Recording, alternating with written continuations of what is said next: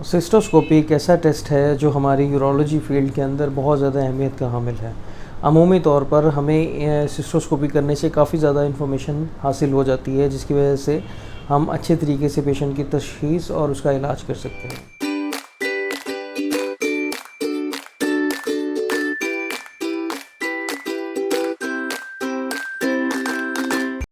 अस्सलाम वालेकुम, welcome to Urotalks with doctor Haris. मेरा नाम डॉक्टर मोहम्मद सदीक हारिस और मैं कंसल्टेंट यूरोलॉजिस्ट हूँ। Nowadays I am working as a senior registrar in Sheikh Zayed hospital Rahim Yar Khan as well as a consultant urologist at doctors clinic Sadiqabad.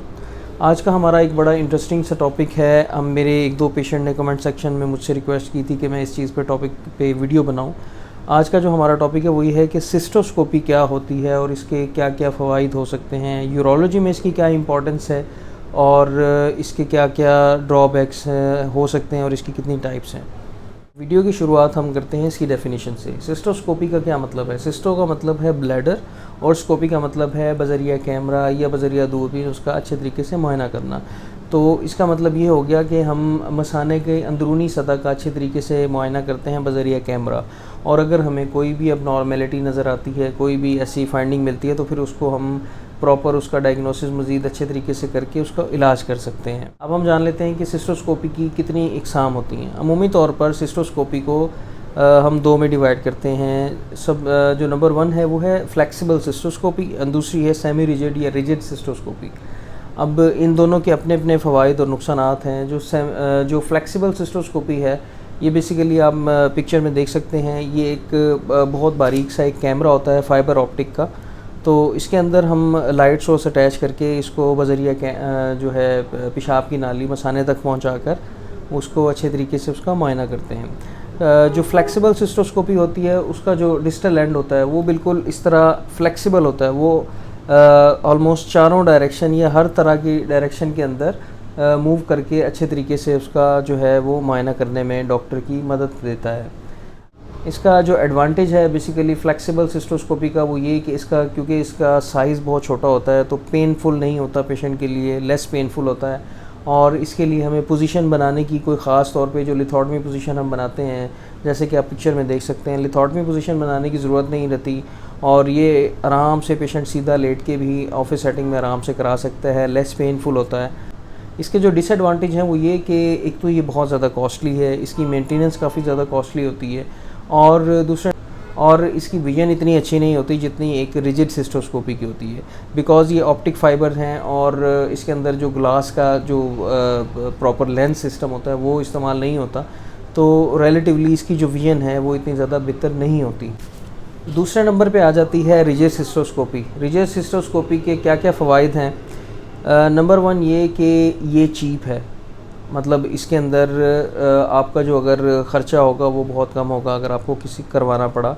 इसकी maintenance काफ़ी easy है, इजीली अवेलेबल है ये, और इसके अलावा जो इसकी विजन है वो बहुत ज़बरदस्त होती है। बहुत अच्छे तरीके से मसाने की सारी सतहों का मुआयना सिस्टोस्कोपी के साथ किया जा सकता है। अमूमी तौर पर सिस्टोस्कोपी जो है ये मुख्तलिफ़ साइज़ में अवेलेबल होती है, बच्चों की अलग होती है और बड़ों की भी 2 से 3 अक़साम के साइज़ में अवेलेबल होती है, लेकिन इसका साइज़ जो है कदरे बड़ा होता है फ्लेक्सिबल सिस्टोस्कोपी की निस्बत। और इसके ड्रॉबैक्स की अगर मैं बात करूँ तो ये कि इसके लिए एक तो हमें प्रॉपर पोजीशन बनानी पड़ती है, जैसे मैंने पहले दिखाया लिथोटमी पोजीशन जिसे हम कहते हैं, और इसके अलावा ये क्योंकि इसका साइज़ बड़ा है और इसके अलावा ये रिजिड भी है तो इसकी वजह से पेशेंट को थोड़ा बहुत पेन हो सकता है। कोशिश करते हैं जब भी सिस्टोस्कोपी करें उसको अच्छे तरीके से पेशेंट को लोकल एनेस्थीसिया दे दें ताकि पेशेंट को कम से कम पेन हो। लेकिन रिलेटिवली अगर हम कंपैरिजन करें तो जो रिजिड सिस्टोस्कोपी है इसके अंदर पेशेंट को थोड़ा ज़्यादा पेन फील होता है। मैं आपको दिखाता चलूँ, ये एक रिजिड सिस्टोस्कोपी है।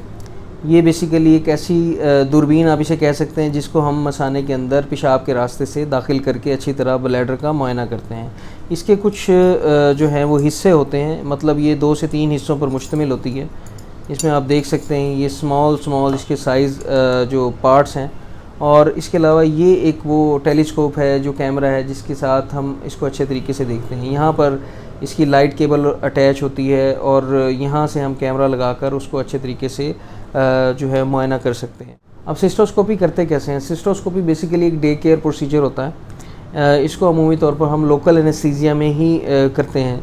पेशेंट को एडमिट कर लेते हैं। पेशेंट एडमिशन के बाद पेशेंट को ओटी में शिफ्ट करके पेंट ड्रेप कर किया जाता है। उसको अच्छे तरीके से पेशाब की नाली को जो जेल लगाकर सुन कर दिया जाता है। उसके बाद सिस्टोस्कोपी उसके अंदर इंट्रोड्यूस की जाती है। जो भी स्ट्रक्चर हैं पेशाब की नाली से लेके मसाने तक उनको अच्छे तरीके से उनका मुआयना किया जाता है और ये मेक श्योर किया जाता है कि पेशेंट को पेन जो है वो कम से कम हो और इसका ड्यूरेशन कम से कम रखा जाए। जब डॉक्टर की सेटिस्फेक्शन हो जाती है कि अच्छे तरीके से मुआयना हो गया, उसके बाद इसको रिमूव कर दिया जाता है और आपको थोड़ी देर के लिए, आधे एक घंटे के लिए हम हॉस्पिटल में ही रखते हैं। एक दो दफ़ा आप यूरिनेट कर लेते हैं। उसके बाद अगर आपको कोई भी सिम्टम ना हो तो आपको डिस्चार्ज कर दिया जाता है। सिस्टोस्कोपी करने की क्या क्या इंडिकेशंस हो सकती हैं? सिस्टोस्कोपी को हम अमूमी तौर पर एक डायग्नोस्टिक टूल के तौर पे यूज़ करते हैं। ये याद रखें कि सिस्टोस्कोपी की वजह से कभी भी आप किसी भी बीमारी का इलाज नहीं कर सकते।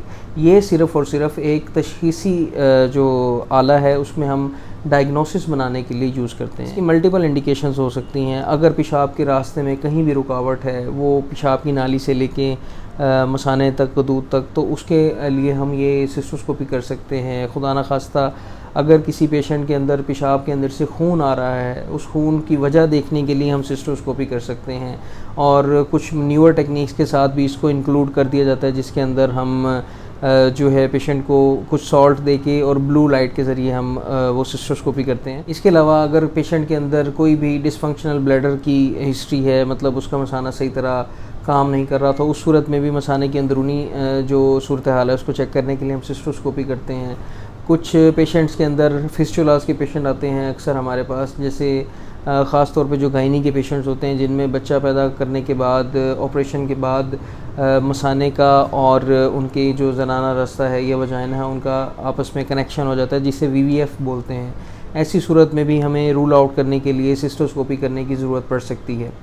और जो ब्लैडर कैंसर के पेशेंट होते हैं उनका वक्तन फ़वक्तन एक ख़ास पीरियड के बाद हम चेक सिस्टोस्कोपी करते हैं, ये देखने के लिए कि जिस मसाने के कैंसर का हमने ऑपरेशन किया था वो दोबारा से डेवलप तो नहीं हो रहा। ये चंद बड़ी जो इंडिकेशंस हैं उसकी सिस्टोस्कोपी की मैंने आपसे ये शेयर की हैं। अलावा कुछ और भी इंडिकेशंस हो सकती हैं, लेकिन अमूमी तौर पर इन्हीं सूरत हाल के अंदर हम सिस्टोस्कोपी एडवाइस करते हैं। सिस्टोस्कोपी के अंदर क्या क्या नुकसानात हो सकते हैं? अमूमी तौर पर देखा गया है अगर पेशेंट को प्रॉपर एनेस्थीसिया ना दिया जाए तो उसको बहुत ज़्यादा सीवियर पेन हो सकता है। पेशेंट आपको अलाउ ही नहीं करता कि आप सिस्टोस्कोप उसके जो है पेशाब की नाली के अंदर इंट्रोड्यूस करें। इसके अलावा अगर पेशेंट कोऑपरेटिव नहीं है या फिर डॉक्टर की इतनी एक्सपर्टीज़ नहीं है तो खुदा न खास्ता यूरिथ्रा भी डैमेज हो सकता है और यूरिथ्रा से लेके पेशाब की नाली से लेके मसाने तक कोई भी जो जगह है उसकी इंजरी हो सकती है, जिसके नतीजे में पेशेंट को ब्लीडिंग हो सकती है। इसके अलावा अगर आपके इंस्ट्रूमेंट की, आपके ऑपरेशन थिएटर की स्टरलाइजेशन अच्छी ना हो तो खुदा न खास्ता it can be a source of infection. Patient को इसकी वजह से इन्फेक्शन हो सकता है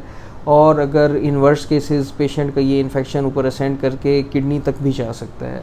अमूमी तौर पर जब भी हम करते हैं सिस्टोस्कोपी तो हमारा ये ख़ास तौर पे इस बात का ख्याल रखते हैं कि पेशेंट की ड्रेपिंग और पेंटिंग अच्छे तरीके से हो, ऑपरेशन थिएटर की स्टरलाइजेशन प्रॉपर हो और इंस्ट्रूमेंट की स्टरलाइजेशन काफ़ी अच्छी हो ताकि हमारे पेशेंट जो है इन्फेक्शन फ्री रहें। और थोड़े से पीरियड के लिए हम पेशेंट को ओरल एंटीबायोटिक्स भी एडवाइस कर देते हैं, खुदा न खास्ता उनको इन्फेक्शन हो तो उससे बचाएं। सिस्टोस्कोपी जो है वो कुछ केसेस के अंदर सिस्टोप्रोसीड की सूरत में भी हम करते हैं, मतलब हम पेशेंट को बेहोश करते हैं और सिस्टोस्कोपी करते हैं।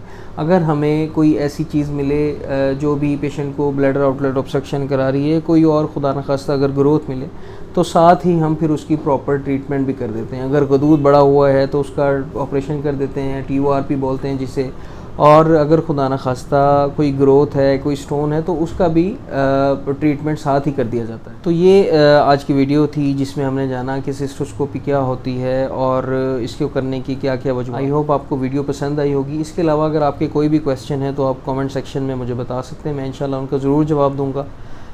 इसी तरह हेल्थ से रिलेटेड वीडियोस देखने के लिए मेरे चैनल को लाजमी लाइक करें, सब्सक्राइब करें। अपना बहुत ख्याल रखें। अल्लाह हाफ़िज़।